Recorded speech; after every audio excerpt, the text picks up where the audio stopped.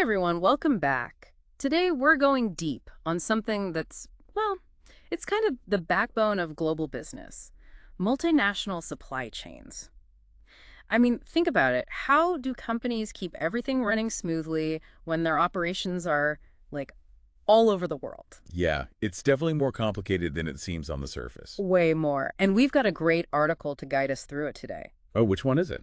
It's called Managing Multinational Supply Chain Operations. Yeah, that's a good one. From the Procure for Marketing team, right? That's the one.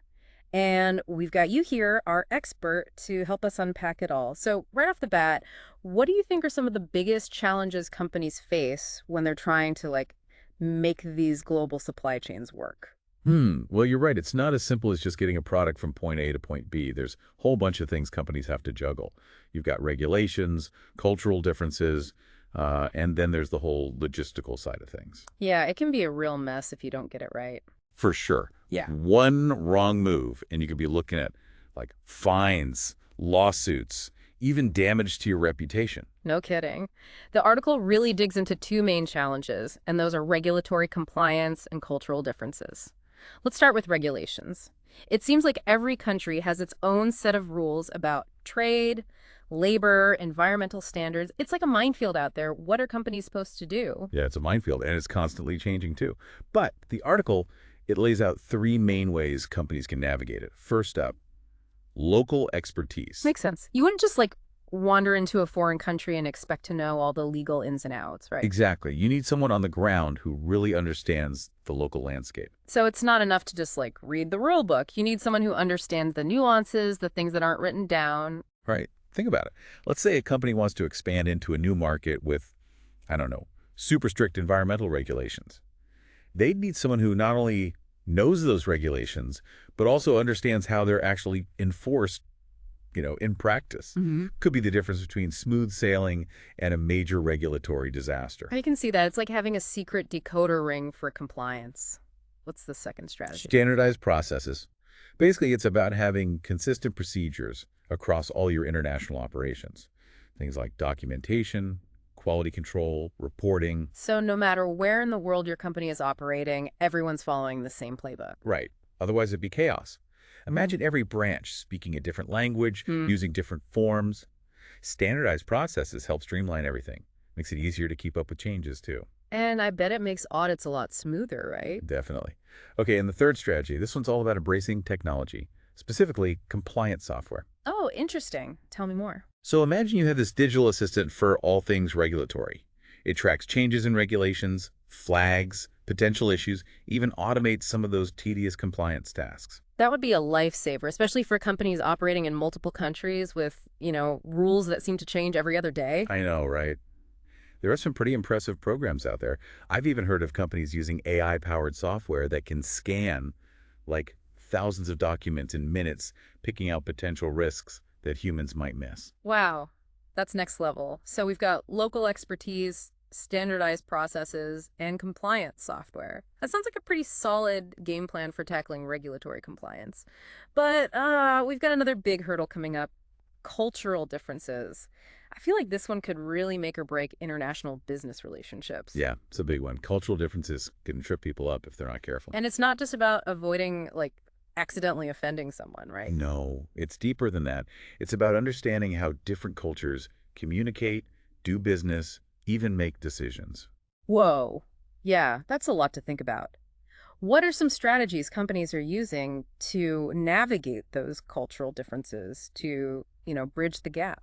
The article highlights three main ones. First is cultural training. And we're not talking just basic facts about a culture. It's about developing the skills to actually interact successfully with people from different backgrounds. So, like, it's not just about knowing that in Japan you're supposed to bow when you greet someone. It's about understanding why that bow is important, what it means in Japanese culture. Exactly. It's about understanding the deeper meaning behind things. Makes sense. What's next? Local representation. Having people on your team who really get the local culture and how business is done in those markets. So they're like cultural translators, not just for the language, but for, like, everything. Yeah, exactly. They can help make sure your business strategies actually make sense in that market. That's smart. Okay, what's the third strategy? Relationship building. It might seem obvious, But taking the time to build real, genuine relationships with your international partners is key. So it's not just about signing contracts, it's about building trust. Right. You need that foundation of mutual respect and understanding. The article gave an example of a company that, get this, they host regular cultural exchange events for their employees and their international partners. That's a great idea. Yeah, it's all about building those connections. So those are the three strategies: cultural training, local representation, and relationship building. Sounds like they're just as important as navigating all those regulations. Absolutely. You need both to succeed in the global marketplace. We've covered a lot, but we're just getting started. There's so much more to explore in this world of multinational supply chains. It's amazing how much emphasis the article puts on the people involved in these supply chains. Right. We can get so focused on the logistics and the tech that we forget it's all about people working together. Exactly. Which makes me think about communication. That's got to be key for any successful supply chain, but especially when you're dealing with different languages, cultural norms, all of that. It's absolutely critical. And it goes way beyond just like getting the translation right. It's about understanding those nuances, the unspoken things. Like what? Well, like body language, Yeah. tone of voice. Hmm. What might be perfectly normal in one culture could be considered rude in another. Oh, yeah. I can see how that could lead to some major miscommunications. So how do companies make sure everyone's on the same page? How do they avoid those misunderstandings? It starts with acknowledging those differences, investing in training that helps people develop those cross-cultural communication skills. So more than just language classes. Yeah, things like workshops on intercultural communication, maybe even mentoring programs that pair people from different cultures together. So they can learn from each other. Exactly. The article actually mentions a case study where a company implemented a program like that, and they saw a huge drop in misunderstandings. Plus, their overall efficiency went way up. That makes a lot of sense. The better you communicate, the better you can work together. Sure. But what about challenges that are outside of anyone's control? Like things happen, right? Oh, absolutely. The article talks a lot about risk management. We've touched on regulatory and cultural risks, but there's a whole world of potential disruptions out there. Okay, like what? Give me the worst case scenario. Think geopolitical instability, natural disasters, economic downturns, cyber attacks, you name it. Oh, wow. That's a lot. Any one of those things could really throw a wrench in the works. How are companies supposed to prepare for all of that? It's all about having a solid risk assessment process in place, identifying potential risks, figuring out how likely they are to happen, and then, most importantly, coming up with strategies to mitigate those risks. So basically, expect the unexpected and have a plan. Pretty much. The article gave a couple of examples, like a company that relies heavily on a single supplier might want to diversify, find other sources for their materials, or if they're shipping through a hurricane-prone area, maybe they invest in some fancy weather forecasting tech and map out alternative routes. Smart. Anything about how technology can help with risk management? Well, for sure. AI and machine learning are becoming huge in this area.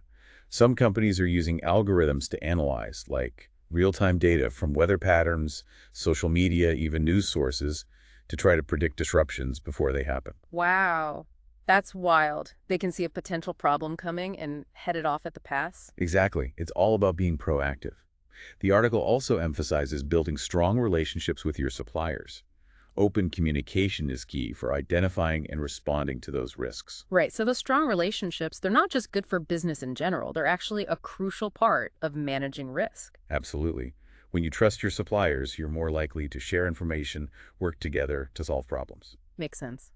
Okay, we've talked about communication, risk management. There's one more big topic we need to address: sustainability.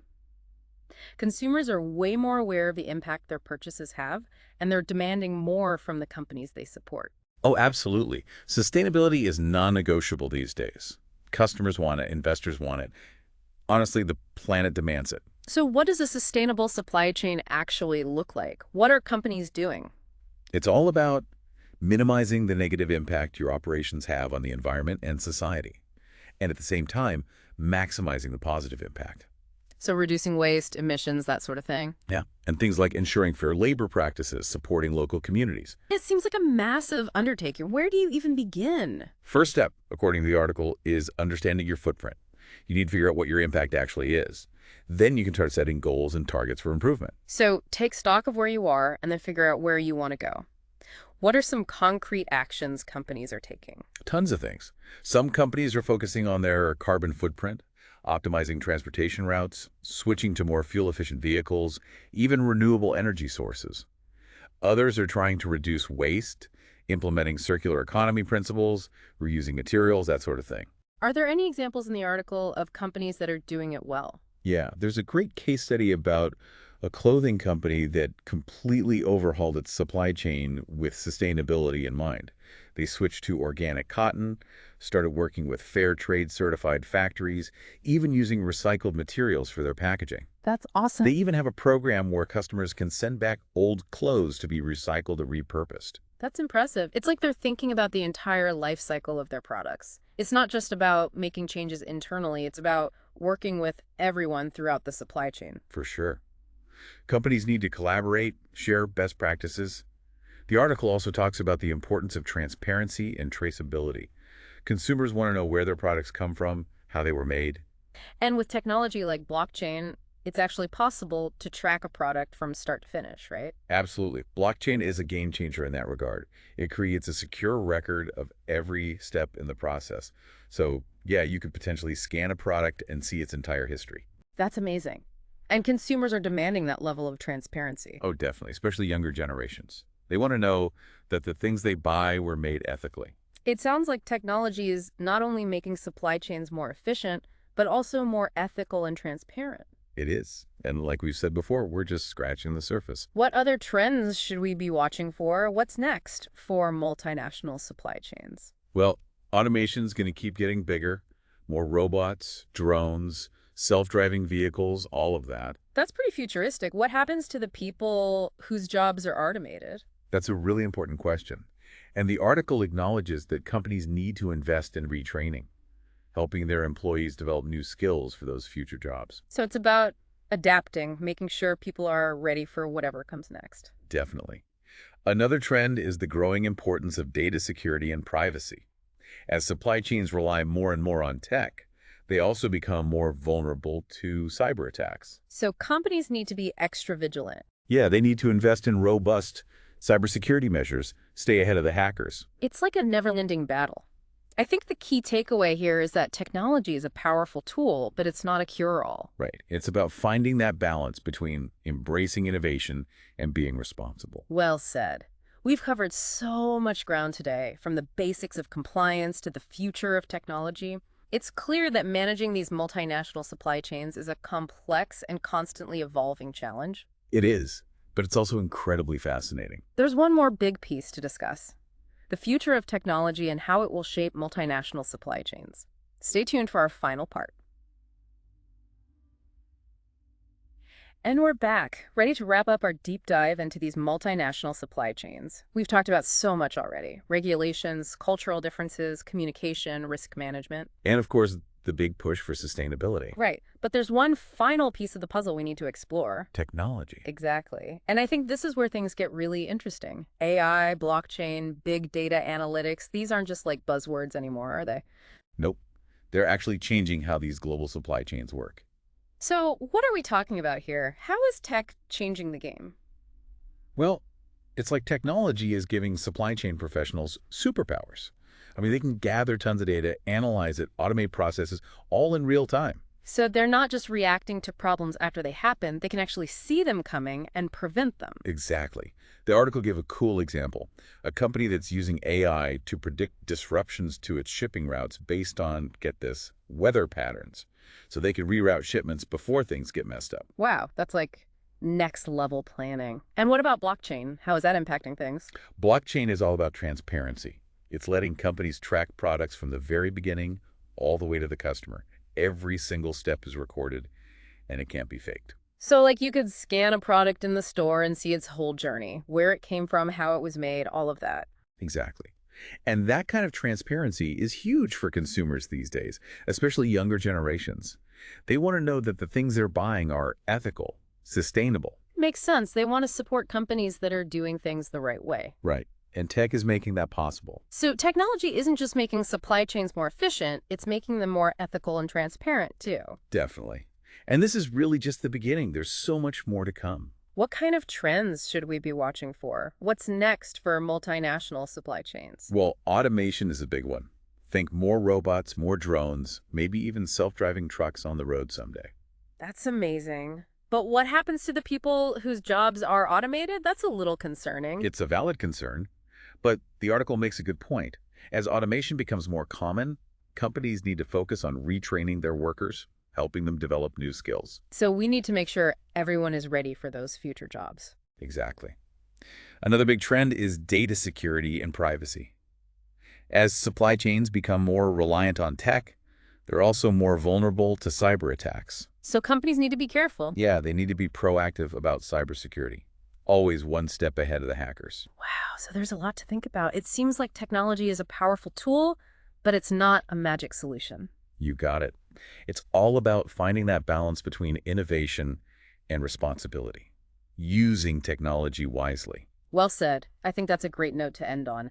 This deep dive has been incredible. We've learned so much about how these multinational supply chains really work, the challenges, the opportunities, the future of it all. It's been a great discussion. And for you, our listener, we hope this deep dive has given you a better understanding of these complex systems that connect us all. Thanks for joining us, and we'll see you next time for another deep dive.